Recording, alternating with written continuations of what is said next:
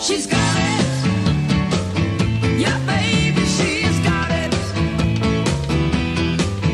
Well, I'm your Venus. I'm your fire at your desire. So Well, congrats on the film. I absolutely loved it. It was a sad story, but you ended on such a high note, which really shocked me in a way because I didn't know the basic story. Can you tell us what the film is about in your words without giving it all away? That's the hard part. I mean, I would just say that for those who don't know Venus Extravaganza, she's from the film Paris is Burning that came out in 1991. Venus was killed during the filming. Like they actually introduced the fact that she was killed during the filming as part of the documentary. And so what we do more than 30 years later is we get together with two of Venus's families, her ballroom family that we got to know in Paris is Burning, the Extravaganzas. And we get together with her biological family, the Pelagatis, this Italian-American and Puerto Rican family in northern New Jersey. And they basically, I think they start out trying to figure out, what happened, who killed Venus, can we figure anything out with that? But then what really happens is all the complicated, beautiful, sad, joyful stuff where these two different families, her ballroom family and her biological family, try to find ways to process the grief of losing her, but then also kind of kick that into gear with actionable stuff that they accomplish in the present day. They're trying to change Venus's name in a legal way, which actually hasn't been done before.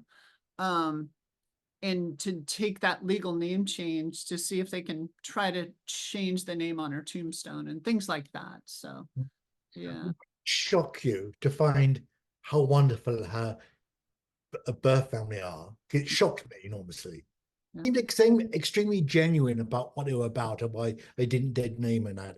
Did that come natural to them? It came natural. I think that they've had a while. I mean, it's been 30 years. Our culture has shifted, and some of the ideas about dead naming folks have that has changed in the intervening 30 years. I think the Pelagatis are the first ones to say that, things were different back then, and that a lot has changed in the interim. But yeah, it's a very close blood family with the Pelagatis, and I have no doubt that they always really loved Venus and wanted to support her, but it was hard to know how to support trans folks 35 years ago. But even so, even that, they did an exceptionally good job, and the sincerity comes over so wonderful. Were you shocked how well they got on with the chosen family? One of the really beautiful things about making this documentary is that, there's plenty of times when the camera is rolling, and it's always my goal to just have people be as natural and open as possible when the camera is rolling. A lot of that has to do with what happens when the camera isn't rolling. Yeah. Because there's plenty of time where we're setting up and hanging out and finish shooting and grabbing dinner and just getting to know both the Extravaganzas and the Pelagatis. And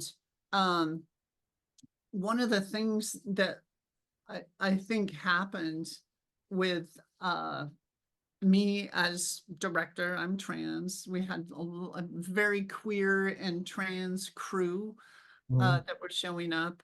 A lot of times we were filming the Pelagatis as they were meeting the Extravaganzas, which are a queer and trans group of folks. And one of the, just at the end of the day, when I take a step back from it, it was a really beautiful thing to see these Pelagatis embrace the extravaganzas, embrace this queer and trans crew of us filmmakers.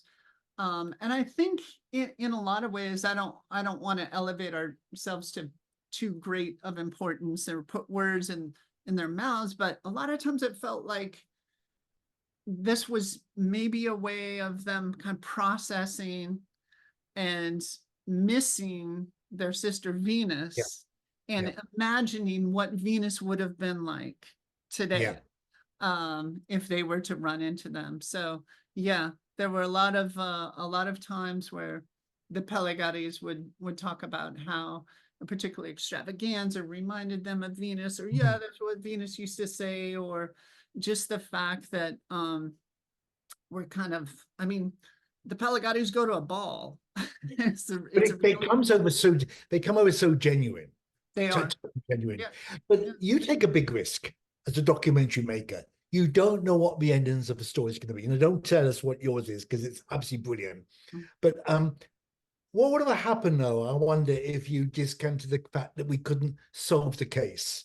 That would have been a very difficult ending, wouldn't it? I think about this story as a lot of people know the phrase true crime. Yeah. I sort of think about this film as true crime. It's like what families really go through, sort of behind the scenes of a true crime documentary. This is what they're really going through. All of these complicated emotions.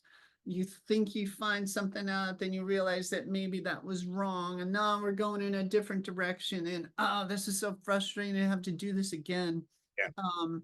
The process of trying to discover what happened to Venus is important emotionally, but I think for me, what the film really becomes about is not the course that they set out on, but what they really learn. Yeah. Even though that's not what they set out to learn, not quite what they set out to do. That's the twist. That's the surprise. And it was a good, for you as a filmmaker, that was a really good change to it. No, I love the sincerity, and you've hit it in a very important year when the political climate is making it more difficult to trans community. And it makes it better for us from the other initials, to help understand the T part of our community, which has been important. Congratulations, this is a brilliant film, and thank you for talking to me. Thank you so much, Roger. It's a pleasure. She's got it.